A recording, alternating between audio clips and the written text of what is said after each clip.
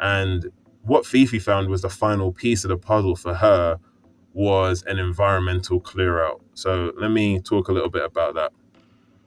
So secret number 4 is the environmental clear out.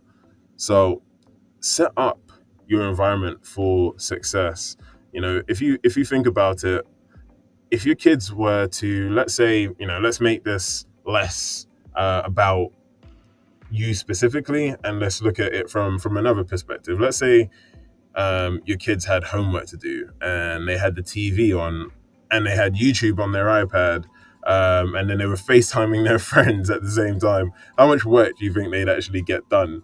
Like, not much, right? And why is that? It's because their environment isn't set up to benefit them. It's the exact same for your health and fitness goals. How you set up your environment is more than half the battle.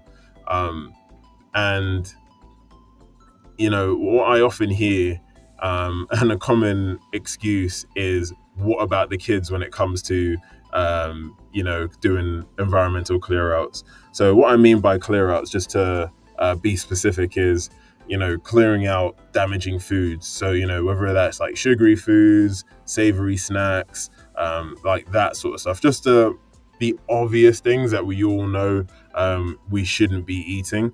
And so when I hear, but what about the kids? Like, what will happen? Like, what if my kids want that sort of stuff, and all that food's only in the house or in the cupboard because my kids eat it, and it always makes me laugh because most parents create rules for their kids. For example, you've got to go to school on time, or you've got to do your homework. However, as soon as it comes to that pack of digestive biscuits in the cupboard, they lose the ability to set boundaries and rules for their kids, like, to guide their children to ultimately making the right decisions. Because, you don't, parents don't want their kids eating that sort of stuff either, right?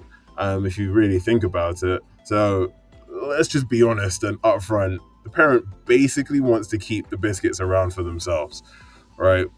Because unless the kids are deciding whether or not they go to school, or deciding major decisions in the household, essentially they're one of the parents, or they're just all-round rebels.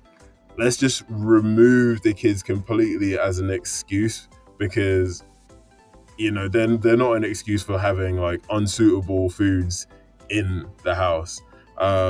So what Fifi did was actually to help her with this environmental clear up, because naturally, of course, if you live with other people, your actions are going to impact them. Like, I'm not saying that that's not the case. Of course that is.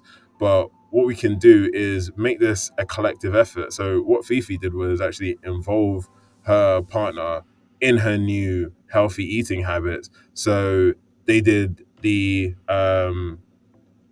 food shop together. They ate the same foods. Obviously, he had larger portions. When he cooked, they enjoyed following the plan because he didn't have to think about, what should I make today? The plan was just there, so he just followed the plan. So these couple of simple steps just made it so much easier for her, because then she didn't have to cook, two different sets of